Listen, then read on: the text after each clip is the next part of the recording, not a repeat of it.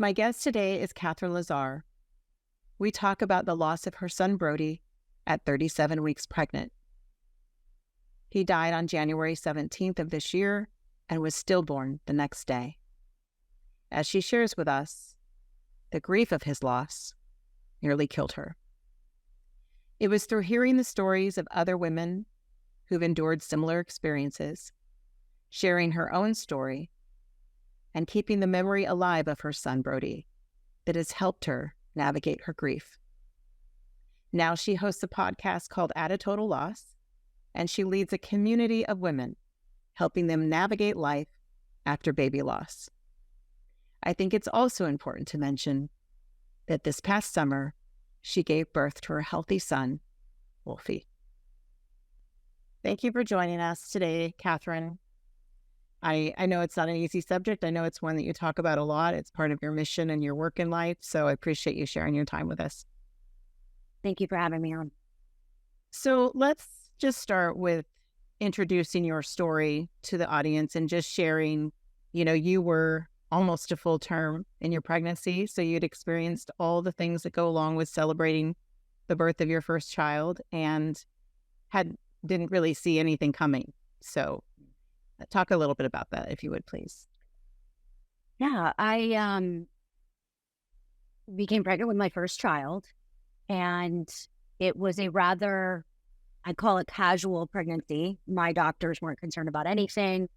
It was textbook perfect, they say. I was nervous, obviously, because I'd never done it before, but we were really excited about him. He was a wonderful pregnancy. He was so active and flipped and kicked around, especially at night, couldn't sleep. And he loved strawberries, and we'd have breakfast together every morning, and we really bonded. And my husband and I were extremely excited to have the life that we were looking forward to with our son. He had a pediatrician's appointment planned for after he was born, because you have to get in line here. And all the things that we wanted to do. I will say I knew and know a lot of women who had babies. I had never met anybody who had such a loss so late in the pregnancy. Around 37 weeks, I noticed that he wasn't moving, and I went in to check to see what was up. And in my mind, I was like, we may be delivering today, let's go. Let's be prepared for anything. Let's be prepared for surgery. Let's be prepared. Not once was I prepared for them to tell me he died. I went into the ultrasound room, and they were like, we just saw you last week for your routine appointment. Like, your baby's perfect. What are you doing here? And I was like, I don't feel him. I need you to check me. And I went up, and the tech put the gel on my belly and put the ultrasound machine screen on. It was a very big screen up on the wall. And she put it on my belly and started looking around. And within a few seconds, I glanced at the monitor, and I noticed where his heart usually is. There was nothing. There was no flicker. There was no beat. And she looked at me and said, Katherine, I'm so sorry. There's no heartbeat. To me, I didn't know what that meant. What do you mean? Like, get it back. Where is it? Find it. Check again. She put it down and put her hand on my shoulder and said, he's gone. And I didn't understand what that meant. I was alone. They wouldn't let my husband in because of COVID restrictions. So he was in the parking lot waiting for me. I literally said, wait in the car. I'll be right back. Like, It's no big deal. I left my body. I went into complete shock, and the rest is a bit of a blur. I always tear up on this part because, the last moments, this was one of the hardest days. This was the hardest day. Like, I sought trauma therapy for this day. For that moment, because everything for that moment. changed in a moment, yes. In that moment, I started screaming, I'm sorry, I killed him. I thought it was me. I'd never heard of this before. I never once, Lisa, thought this was a potential outcome for pregnancy. When you go in and they just think, everything's fine. And, he'll let you know when when he's ready to come. And don't eat deli meat, and don't eat sushi, and don't go in hot tubs, and don't travel too far. Like, all those things you already know, but never once were they like, stillbirth is a potential outcome. 1 in 160 will experience a stillbirth, and that's after 24 weeks of gestation, and 50% of those are after 36 weeks. I would have probably done something different, but Anyway, so the midwife came in and basically was like, you got to induce, we got to deliver. And I was like, I'm sorry, what? I don't think it ever crossed my mind how we were going to get him out. I don't know. Yeah. So we had to wait for 8 hours for a hospital bed. And I waited at home. I don't remember those 8 hours.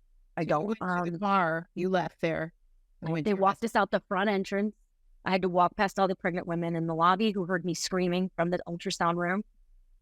And I knew that my life had forever changed. I knew that I was walking out a different person when I walked in. And I went into go mode, though. You know, I was like, okay, what do I do? What do I have to do? And I got admitted to the hospital 8 hours later. I walked into the counter and they said, how many weeks? And I was like, well, he's dead. And the look on the face of the hospital was like, they weren't prepared. And I'm starting to notice this. Nobody knew what to do with me. Nobody knew how to handle me. I felt like the only person in the world who'd ever dealt with something like this. I had a dead child in my belly, my huge 37-week belly. They were going to induce me at 38 from high blood pressure, and he almost made it. So I couldn't understand how he was gone. Let me ask you this. So you went to the car to your husband, and my husband came up. He's the first. They said call him. Yeah, they said call him. So I called him, and he came up. And he's the first person, besides you that gets this news. Yeah. And we'll get to how wonderfully you two have supported each other through this. But what was that moment like? And do you remember it? Yeah, he walked. I said, Michael, you need to come up. And he came up. Hey, guys, what's going on? And at this point, there are several people in the room holding me down because I was kicking and screaming and clawing and grabbing. And he walked in very much like, what's going on? Thinking I was probably getting induced too, right? Yeah, we got to go to the hospital now. Let's go. And I had to watch them tell him that his baby was dead. And all I could say was, I'm so sorry I killed him. Like, I'm so sorry. And I couldn't see his face because they made him wear a mask. And all I could see were his eyes. And he just hugged me and they left us alone. And he was like, okay, what are we going to do now? Let's go. It was pretty horrific to hear the words again and have to tell him. So we're talking several layers that I had to deal with afterwards. And then he just was like focused on me, how, let's get her through this. How are we going to get through this? What do we do? And so we were walked into an office together and sat down and handed a pamphlet about induction. And I just remember staring out the window as the midwife is talking. I now had left my body. It felt like I was underwater. I couldn't hear anything. I was numb. And I'm looking out the window going, my life is forever altered. This is my son is my baby's dead. Oh my God. And yeah, he rated with me. He was with me and, we talk about our relationship and I absolutely will. He was the one that took me by the hand and walked me to the car in silence. I don't remember the car ride home. I obviously went home and vomited. The magnitude of the pain you can't describe it. It's not even just, oh, I'm sad. It is physically painful to the point I said I wanted to unzip my body and step out of it. I wanted out of that body. I didn't know how to process that amount of pain. And then the shock comes in. You somehow, I guess, our systems, our bodies go into some sort of like shock mode in order to protect us because I have no idea how that didn't kill me, that pain.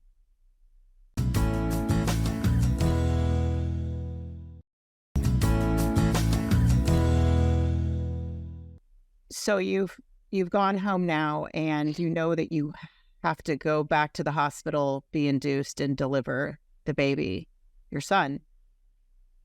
And I'd imagine there's some calls you had to make, people you had to tell, your family. I can't even really imagine because they're all just excited you're being induced in a week. So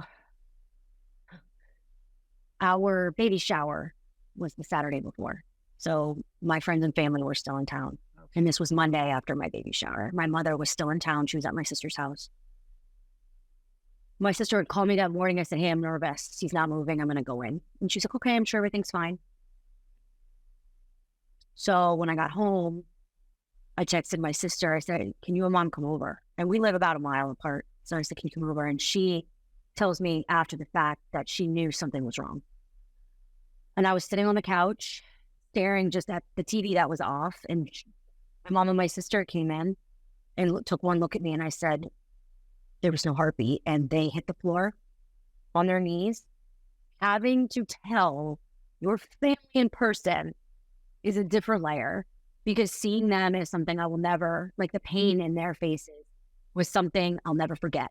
But my sister, after hysterics for a second, grabbed my hand and said, we're here to get you through this. What do you need us to do? And then she did damage control. They packed my bag. They started notifying the family. They started notifying friends.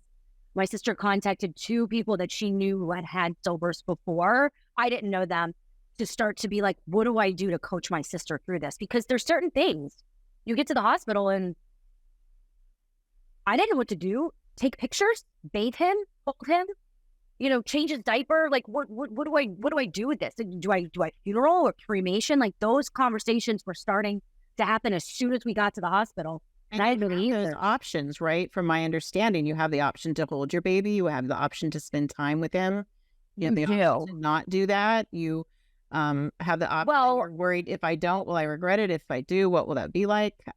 I can't imagine. It was tough. Yeah, it was tough. The hospital wasn't urging me to do much, but I was getting urged from the people talking to my sister, which I'm really thankful for, because in the moment you're like, I have to get out of here. I don't want to do this. I don't. My son is dead. Like, I don't know what's right, what's wrong. I don't know what I should be doing. This feels inappropriate to take pictures of him. I want to respect him. We had a baptism. We had our priest come in. Like, those were things that, like, I had no idea until, like, in the moment. Mm-hmm. I had no idea that his body was going to decompose in front of my eyes because he's dead.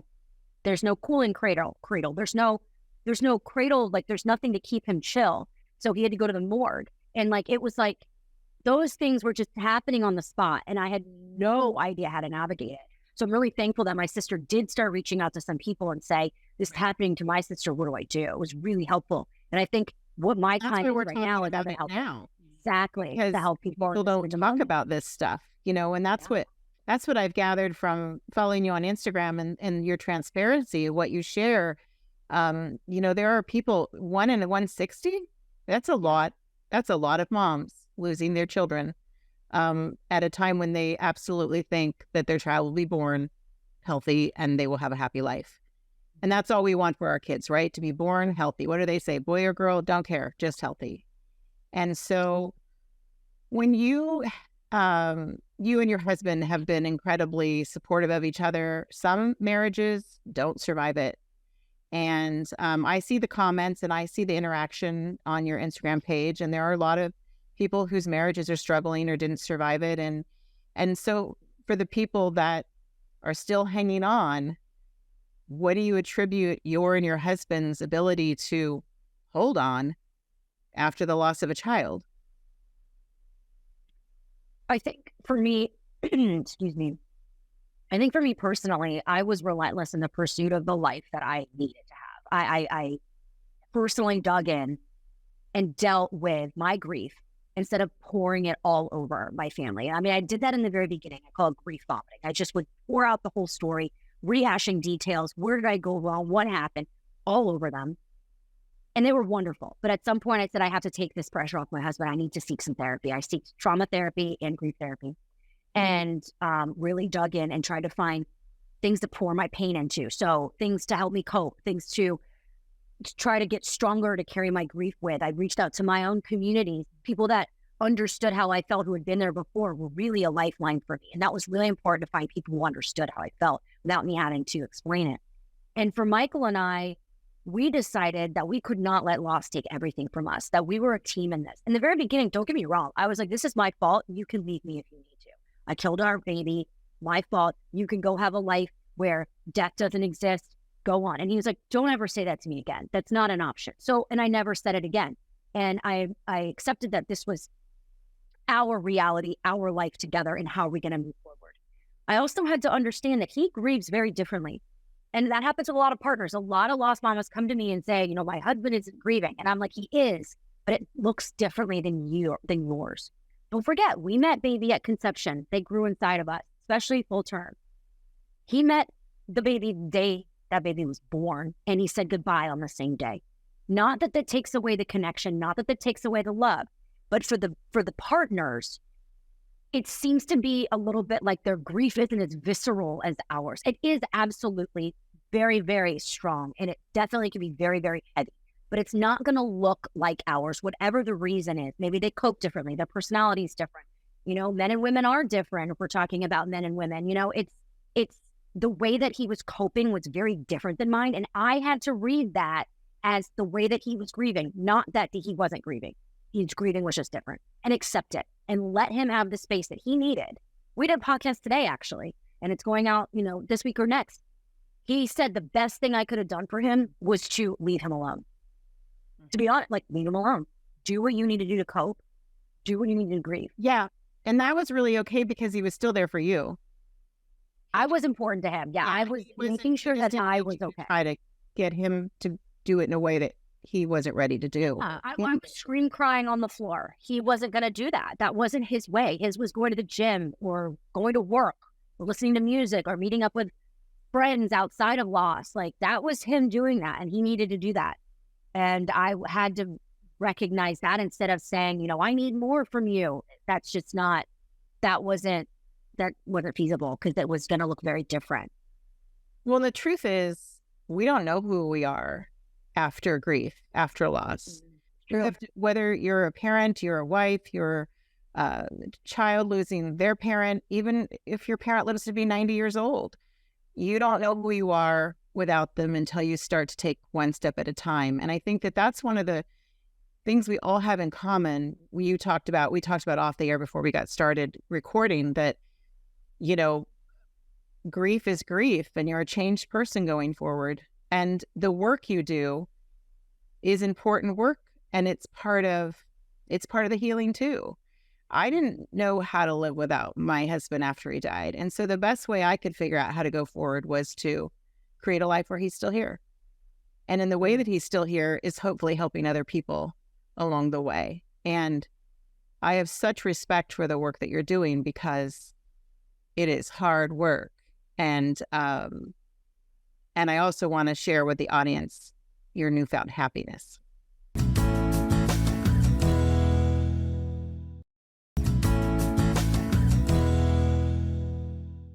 So, Katherine, let's talk about the work that you do. At a Total Loss podcast, your Instagram page is well followed, well received, well respected. You are speaking to an audience of women who've lost their children in a stillborn, in an unrealized, at the end of a pregnancy state, whatever time that is in the pregnancy. And we should also mention that you have your healthy son who was born this summer. Mm-hmm. And you shared a lot during that time and since then about that, kind of brought up a lot of grief again in how you navigate that. And I think that you sharing so transparently as you have over these months is helpful because we see that you're happy with your new son, your newborn son, and yet there's no way any of us are forgetting about Brody. And I think, and that's a choice that I had to make. I could easily put that behind me, say it's in the past, I'm going to move forward now, create this new life. I could do that, and some people do that. I choose to bring Brody with me. I choose to talk about him. I choose to teach my son about him whenever he's ready. Still too little, and I think that one thing it is that I think even with losing a spouse, losing a parent, and then the other parent remarries and you get another one, no one is replacing anybody. So, and you are now the person that you are. I'm the mother that I am to Wolfie because of Brody, his life and his death. And so how can I not talk about that little person, that little baby that changed me as a human and made me the mother that I am? Just like, losing not going to speak for you, but just like losing a spouse, like whoever falls in love with you is this version of you now because of your loss. And I think that's really important. Well, I think too that when we think about who we become after something like that, I am who I am because of it, not in spite of it. Absolutely. Because of it. And I'm proud of you for the work that you've done. And I don't even know you personally, but because it's not an easy decision to make. Burying it wouldn't have been easier, but it would have been shorter, than to choose to share it out loud and let it be a part of other people's lives. But I know that there have been people who've helped me along the way. And so I just have great respect for you and for your transparency. Even your post the other day or recently about sharing about your birthday and how hard that was for you. Sometimes it still is to celebrate another year without Brody here, but to also open up your life because you do have Wolfie and you have your husband and you're going to have a beautiful life no matter what. Yeah, it's a choice, I feel, to not just survive but thrive in the life that you still have left. And I always like to think, Brody can see me. I'm not proud of me. The last moments I had with him as I rocked him right before we had to hand him over and leave the hospital, I said, I promise you that I will help the parents of your angel buddies. I will do my best to help. And the only way I can do that is to share my experience because you just feel so alone after loss. You don't, like you said, you don't know who you are, where you're going, how to navigate this. And so I think the best thing to do is just share our experiences to just validate how we feel and let others know they're not alone. And they can then choose to do what they would like to do with that feeling. Yeah, because I think if we're willing to share our story, then it hopefully helps somebody else better live their own. Yes. And that's what helps me. Anything. That's with anything, right? It's true. It's true. Even parents with living babies and people in marriages that are having, issues and stuff, like sharing stories is what it's about. And I had to let go of the image of perfection, the idea that, I was going to be judged for this. And I just was like, I don't care. Nothing can hurt me as bad as I'm already hurting. And I think if people's stories helped me, like I would just call lost moms and say, just talk, because I can't say the words out loud. And I would just listen to their story. And it helped me so much. I decided to record it for the Out of Total Loss podcast and said, hey, you feel alone, just listen to two lost moms talk. Just listen to us talk. And it's helped people so much. And that's the only thing I can do is just share my experiences and hope it helps. Well, keep up the good work. And I'm trying, girl. It's tough. It's tough, but talking about loss is hard. But, knowing it helps one person, I think makes it worth it so much. And that our loved ones continue on and their names are remembered. Somebody once said, is it really just about helping one person? And I said, yeah. I mean, yeah, because that person's going to go help somebody else. That person will go help somebody else. And so that's the way we're trying to roll it out. But thank you so much, Katherine, for being here. Your podcast is At a Total Loss, and I'm just honored to meet you and share your story. Thank you. Thank you so much for letting me do it. I really appreciate you spreading awareness about baby loss.